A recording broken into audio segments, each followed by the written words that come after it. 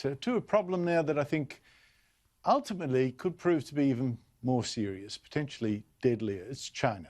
Now, this dictatorship has built up its army very fast, very big, built up its navy even more, and it's got so aggressive lately, particularly with India, with Hong Kong, with Japan, with the Philippines, Vietnam, with us. Even poor New Zealand gets a touch-up.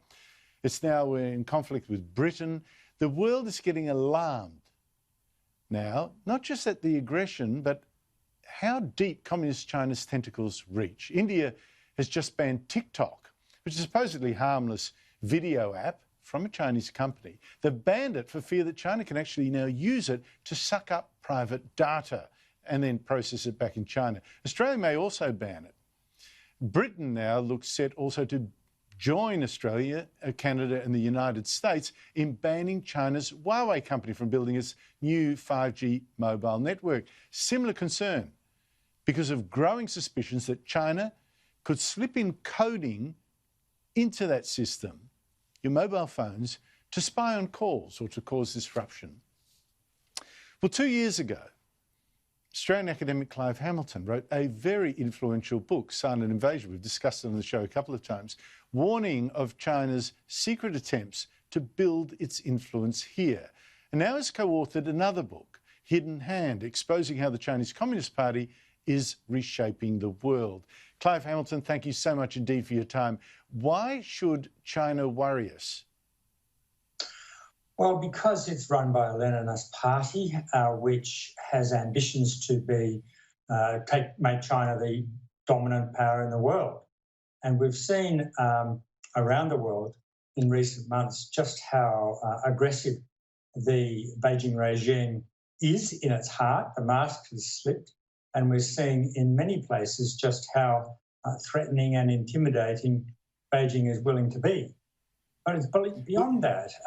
Beneath the politics of intimidation and propaganda, if you like, there's been a far more subtle process going on whereby Beijing has systematically and often very successfully wormed its way into the elites of nations like Britain and Canada and the US and, of course, Australia, and gained very many friends in those top elites in business and government and academia and so on. And I think that this is the real danger, that Beijing has been developing and advancing a program of undermining democracy from within by exploiting the institutions of democracy. Well, we've seen some quite startling examples of things like that.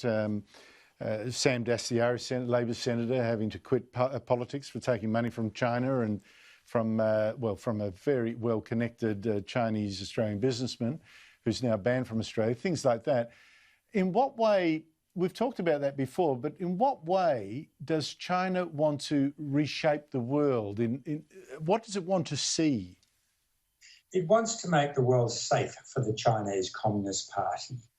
And that means, and this is a strong theme in the latest book with Hidden Hand, it wants to exert what it calls discourse power. It wants to be able to shape the global conversation, the global understanding of what China is, of what the CCP is, so that there is no criticism and no resistance to it. There's a very interesting article in the Global Times a couple of years ago, and that is the Communist Party kind of tabloid mouthpiece, very aggressive outlet.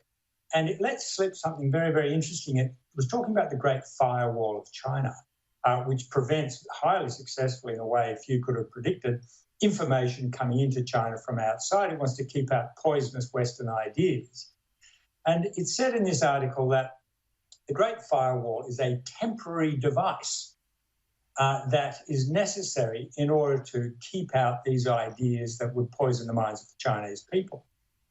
And it said it was a temporary device because the CCP believes that it is on a path towards so effectively reshaping the way the rest of the world, particularly the Western world, thinks about and talks about China, that it will not be necessary to have this protective device because there will not be poisonous ideas out there in the world that undermine the power of the Chinese Communist Party. It's a very chilling perception of how the Chinese Communist Party sees itself as being able to control the global conversation.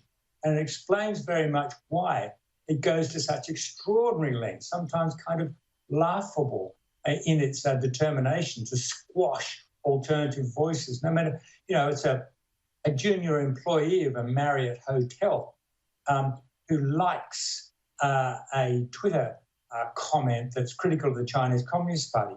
He's fired because he implicitly said something critical of the Chinese Communist Party. So its repression, its attempt to control the debate and silence critics is really intense.